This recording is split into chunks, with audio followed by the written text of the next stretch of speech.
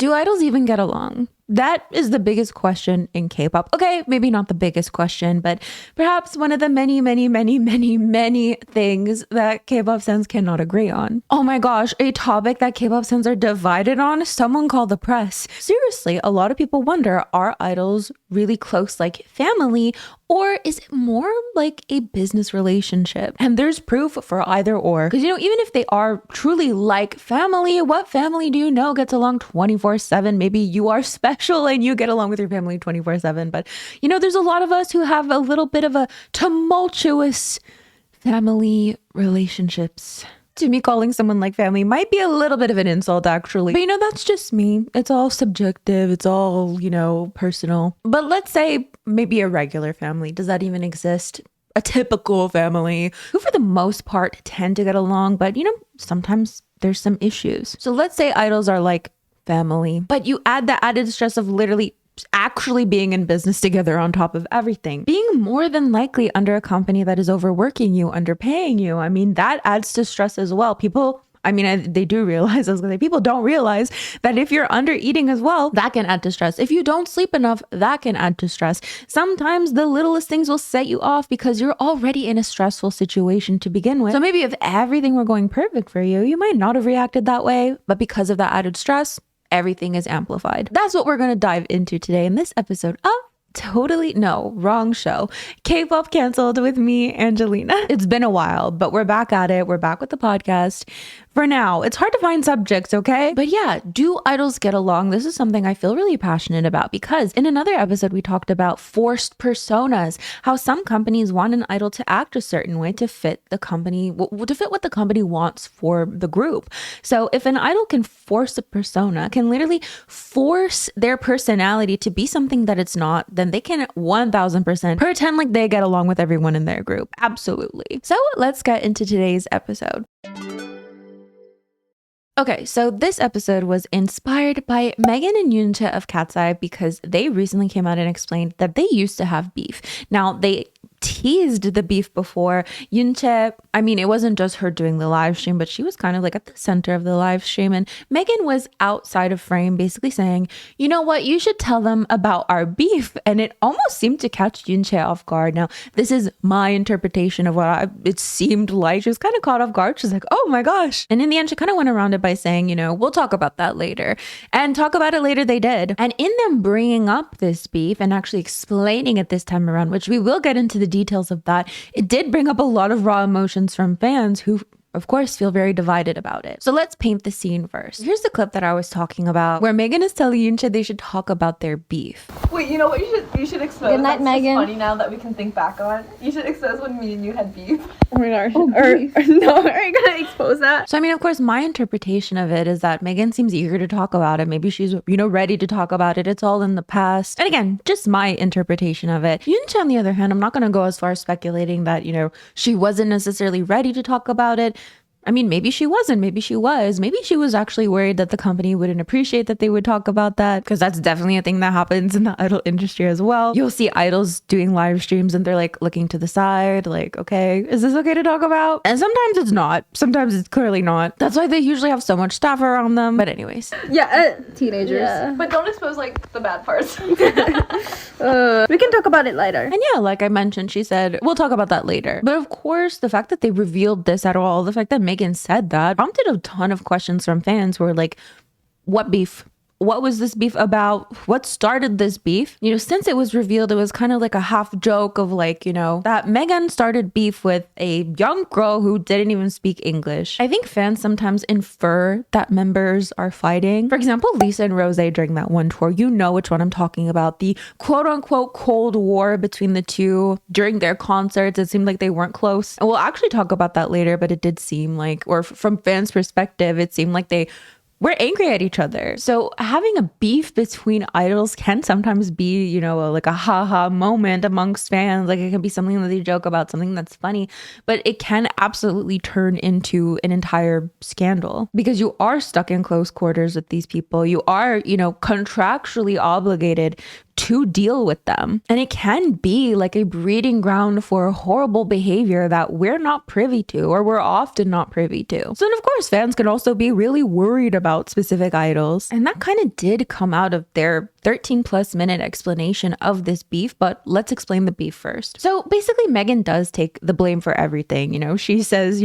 I admit I was the beef. Both of them clarify that it was not during Dream Academy. In fact, they were quite close during Dream Academy. Megan even says, it felt like Yoonjae liked her a lot. And Yoonjae says, I felt like you liked me a lot too. And Megan even says, it seemed like you opened up to me a little bit more than anyone else. The dynamic felt like Yoonjae was so shy, but was seemingly opening up to Megan because Megan was really nice. Megan cared for Yoonjae and Megan included Yoonjae, especially since she was so young and she didn't speak English, which Megan related to at least the age aspect because when she joined Dream Academy, she was only 15. So then when Yoonjae joined, she was around 16. So she felt like, that's me. She saw herself in Yoonjae. But then in Megan's own words, she started to become Now, Megan does clarify a few times in all of this that she was struggling mentally at the time, that she was going through it mentally, like she was essentially not okay, that it was not anything that Yoonjae did. She took all the blame off of Yoonjae. She's like, it was just me. Yoonjae wasn't actually doing anything wrong. It was just so much anger that was built up inside of Megan.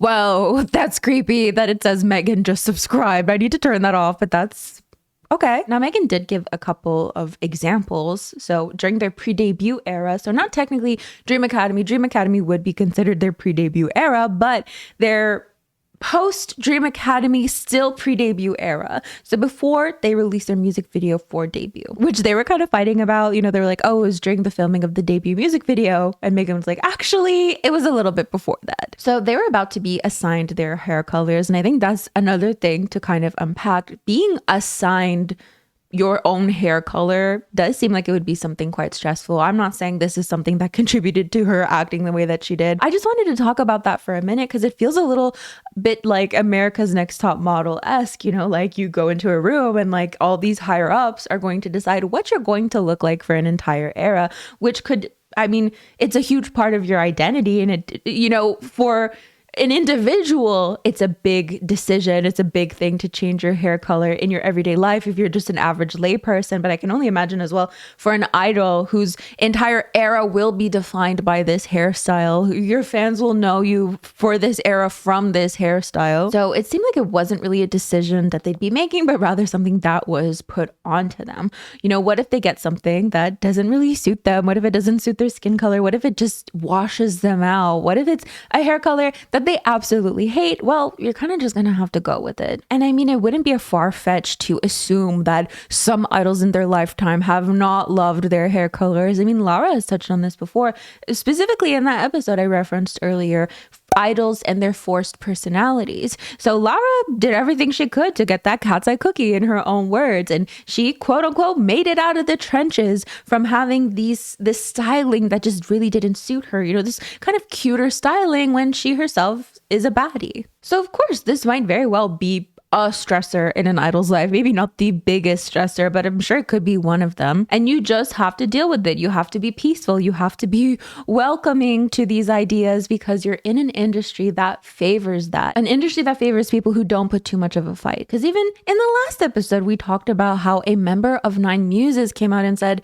they were uncomfortable with the sexy concepts that were being pushed onto them. And then they got kicked out of the group. So you can imagine the minute you say you don't like something or the minute you put up a fight about something, the company might just kick you out. That's definitely a possibility. You don't have any protections. But back to the beef explanation. So they were going to be assigned their hair colors and there was a set schedule. So I'm assuming it would go by age and that Yoonjae would be last. But Megan had something to do. So Yoonjae ended up going before Megan, and Megan had it in her head that Yoonjae was stealing her spot. So that pissed her off. So it's just an example of, it's not necessarily something that Yoonjae is doing, but something that Megan is building up. Because they're part of a big company. You would assume everything is running on a tight schedule. So if you're being, taken somewhere else during a time where you need your hair done, someone else has to take your place. I'm just assuming. So it wouldn't be that Yoonjae went out of her way to displace Megan from getting her hair assigned to her. But she does mention the fact that hair colors are being assigned. She wanted to know what her hair color would be, and it just felt not great at the time. So Megan gives another example of how Yoonja didn't do anything, and Yoonja echoes this thought like, I didn't do anything, but essentially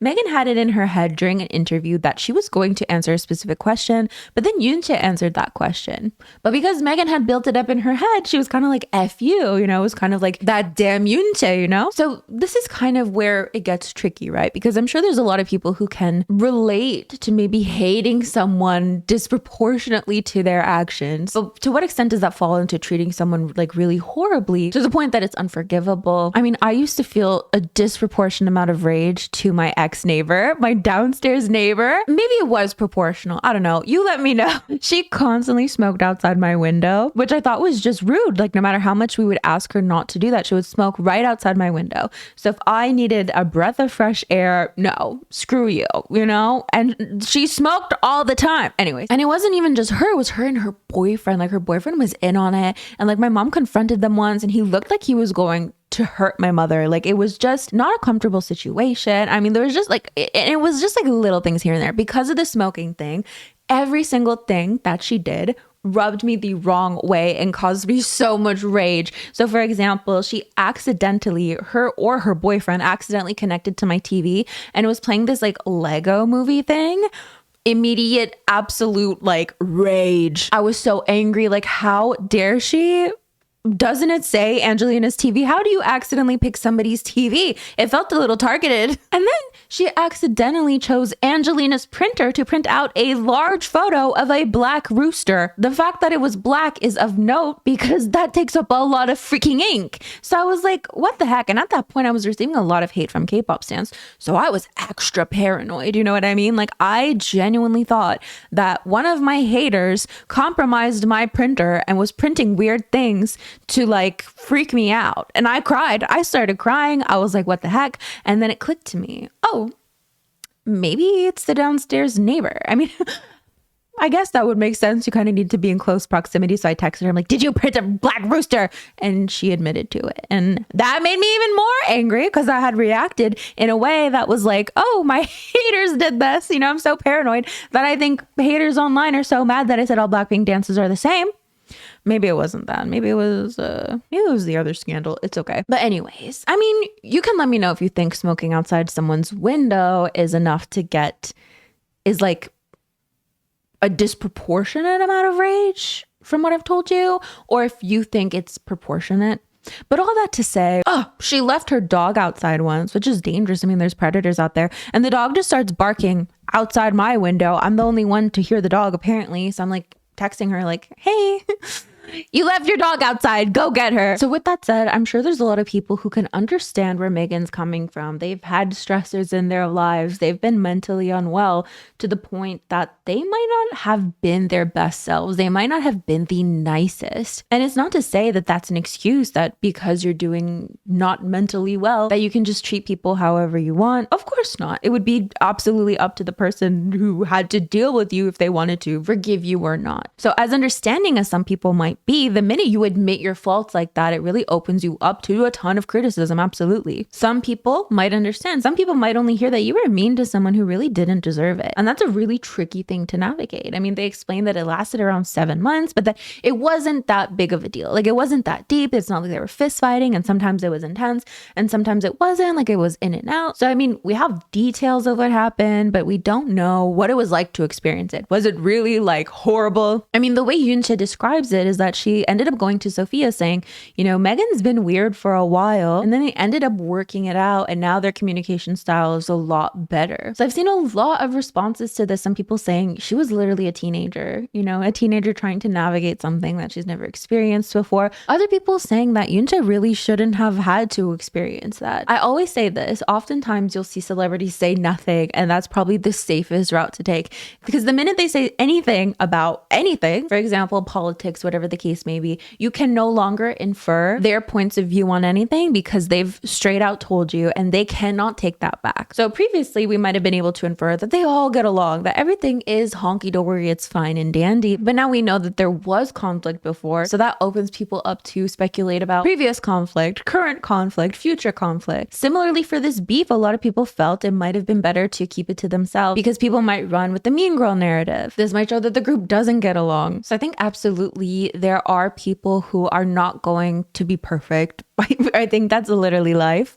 But in an online setting, in a celebrity setting, people are not ready for that. And again, I'm not condoning anything. I'm not saying, you should treat people bad. People should accept that you treat people bad. I'm sure this happens a lot more than we think, but just like admitting to it is not something that I think fans are ready to handle. But anyways, some responses read, I don't know how you can do that to your member who was 15, 16 at the time and moved halfway across the world away from her family. I hope she worked on her stress coping mechanisms because that's toxic. They're laughing, but that's not funny. I feel bad for Yoontae. Even if it is due to stress, Megan can't be taking her anger out of people like that to the point where Yoontae is worried. This is crazy to me because I always assumed the beef they referenced took place during Dream Academy, but it was actually after the group was formed and didn't get resolved until Touch promo. Why address this now? What kind of PR are they doing? And again, like I acknowledge, just because you're angry doesn't mean you can take it out on whoever you want to. But sometimes that is the reality. Sometimes people do that. Sometimes they don't get forgiven. Sometimes they do get forgiven. Sometimes people understand where they're coming from. Like Megan mentioned, she was struggling mentally and Yoontae was like, yeah, I know that. That's why I didn't really want to bring it up. That's why she was acting weird. So some people are going to understand where you're coming from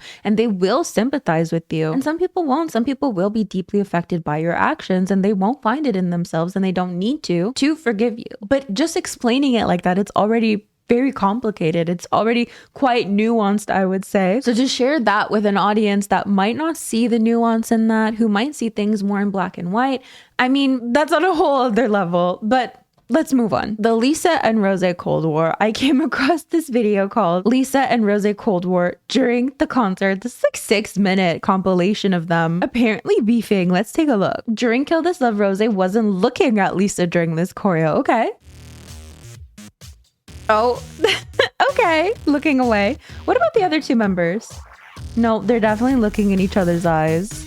Okay. Now, if that were the only evidence that we had, like that must be so annoying as an idol. Like one little thing you do is being interpreted as something. I could definitely see that. But there's 6 minutes of this, so let's watch it. Like I've definitely heard of the Cold War, but I've never really looked into it. I just know it's a thing amongst the fandom. Che Lisa ignoring each other. Oh? Is that?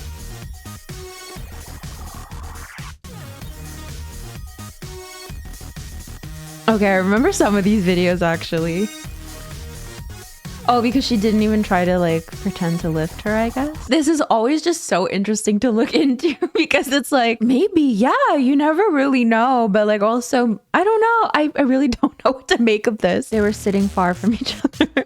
No, that's just them leaving space for Blackpink's 5th invisible member. Do you not know? Not the like leaning away. Okay, I think we get the idea, right? But this has been a question for a while. I mean, this Reddit post from 3 years ago. Can anyone tell me what happened between Rose and Lisa? Everyone's been saying they have a fight or something like that while nitpicking concert moments to prove their point. I'm utterly and completely confused about what happened, and if it's real, how did it start in the first place? Nobody can tell you because nobody knows. They seemed awkward together on stage in Dallas, that's all we know. They were a bit weird during one of the concert days, but still went for breakfast together as OT4, and they were fine at the concert last night. Nothing out of the ordinary. Friends might have arguments sometimes, we'll never know, but it's resolved clearly, so everyone should move on. I mean, yeah, for sure. You should definitely take it with a grain of salt because it could literally just be like, oh, I went to grab her hand, but we're literally mid-concert. There's a lot going on and she just missed it, or, do you need to look into each other's eyes all the time? It's a little awkward. Or they're literally fighting. I mean, if I was fighting with someone, I would find it really hard to like pretend to like them. Maybe not. I don't know. If I was getting paid a lot of money, hell, I'll be the best actress in the world. But provided I'm not getting paid, that's a little difficult for me. Very difficult for me. But with that, of course, this is a question that a lot of people have. If idols do get along with each other, and there's so many posts on Reddit of people asking, do you guys have any examples of idols who don't get along? Because of course, we have to understand that getting along is part of the job. Can you imagine if we found out about every single time that an idol didn't get along with another idol? I mean, it would be bad. It would be bad for business, absolutely. The whole thing that sells idols is the parasocial aspect of it all. The fact that they do get along because people love that. I mean, can you imagine if there was so much discord? It would push people away, absolutely. But then people don't understand that literally look at what the trainee industry is. The trainee industry, look at what the trainee system consists of.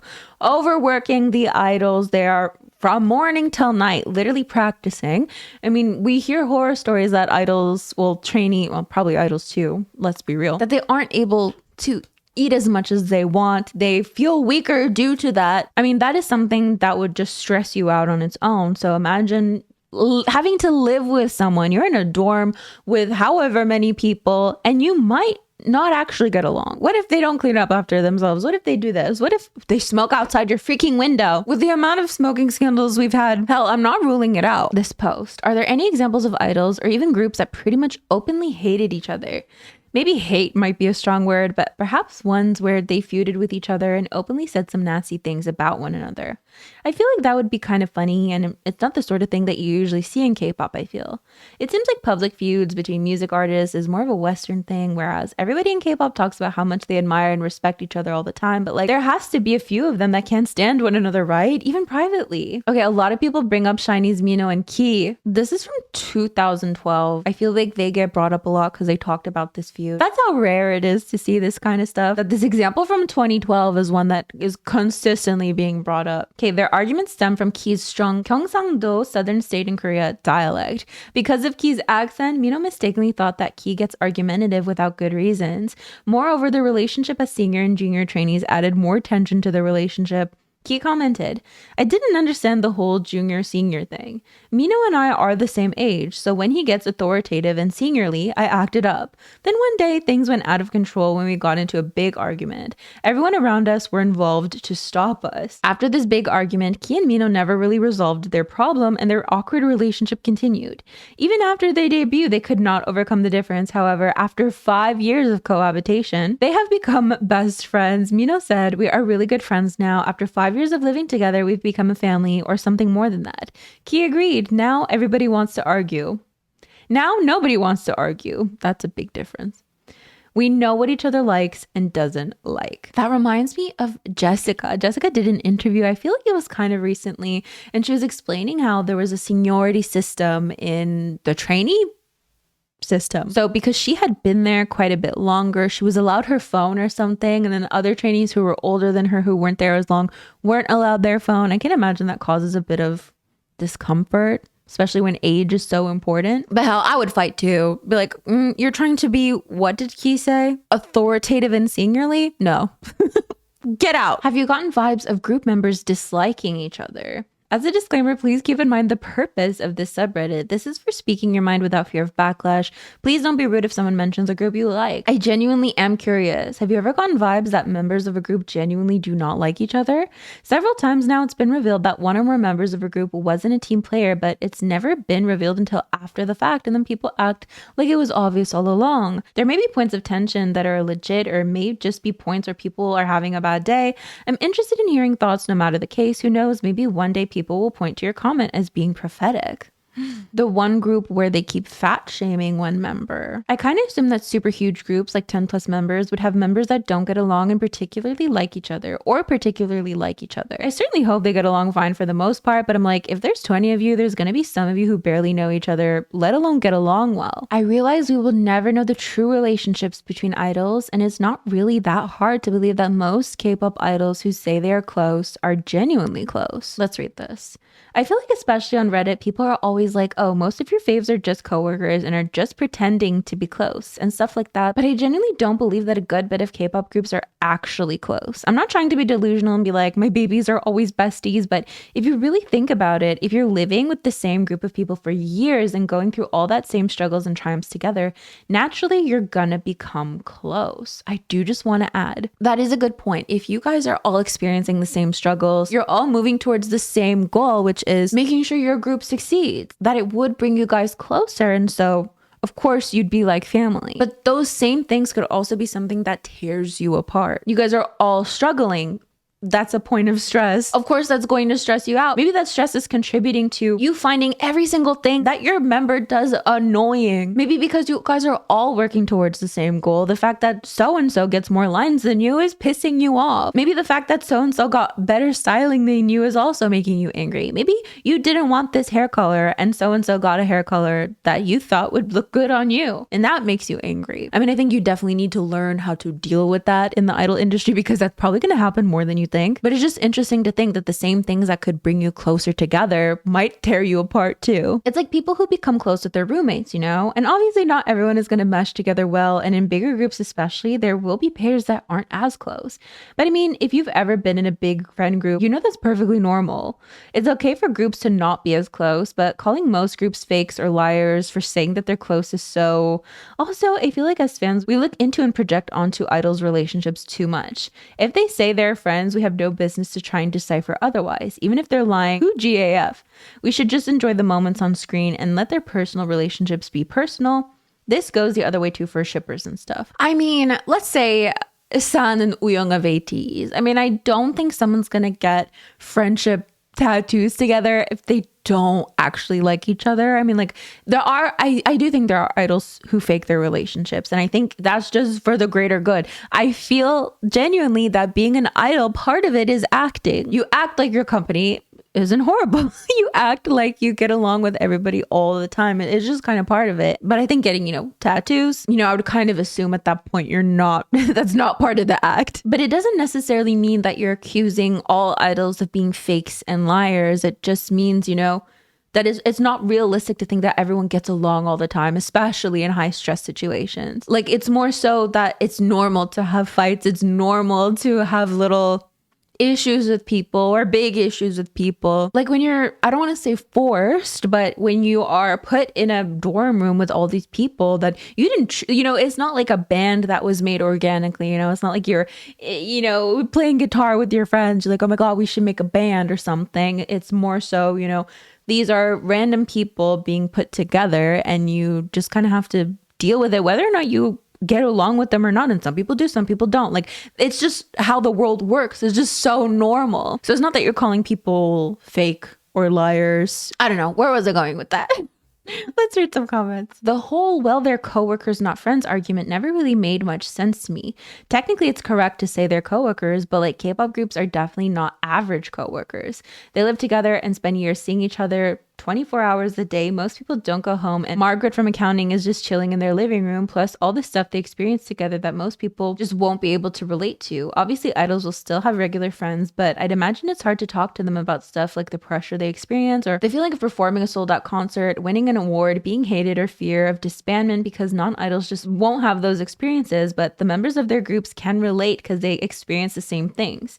BTS talked about this in their book. They were friends and they got along well most of the time, but all the shit they went through and the common goals they had were really what made them become like family. I mean, I would assume that they would, that's another thing, having to trust people. Like, if you don't have another idol friend, like let's say outside of your group, like it would be hard to trust somebody. Do you know what I mean? Because they could just, like, the possibility of them just like sharing all your personal details as well. That's something I would be paranoid about. I see idols having a bond like how sport team members have a bond. Something more intimate than coworker, but not necessarily a friend. Yes, relationships between coworkers, idols members can progress to friend, family, or the other way around. These people had to compete with each other for a limited spot and were pitted against each other multiple times in their trainee period.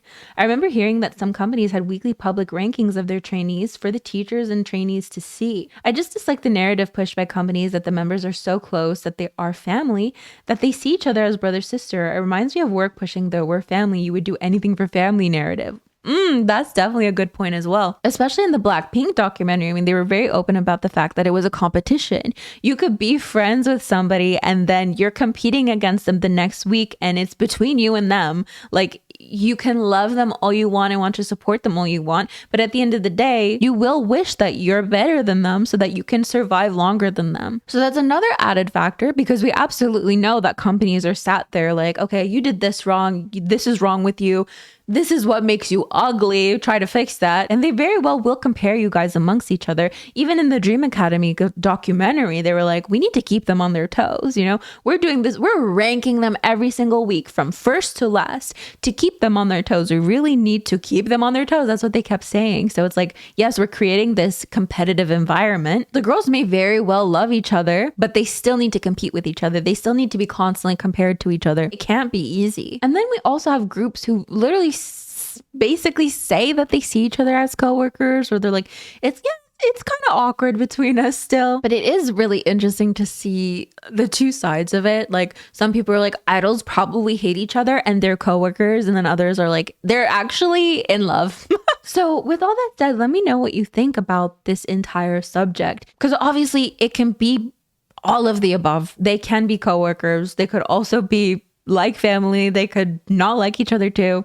It could be all of the above. But what do you think is the more likely case? Let me know your thoughts in the comments, and I will see you guys next time. I'm really sorry that we took a little bit of a break, and by we, I mean me and the dogs. They're just as guilty. I was like, I moved. You guys already knew that. I filmed an episode in here. You guys already saw this background. The next subject I think is going to be K-pop dances in public. So let me know your thoughts about that in the comments. Maybe I'll choose a couple of your comments. But yeah, I will see you guys next time. Bye.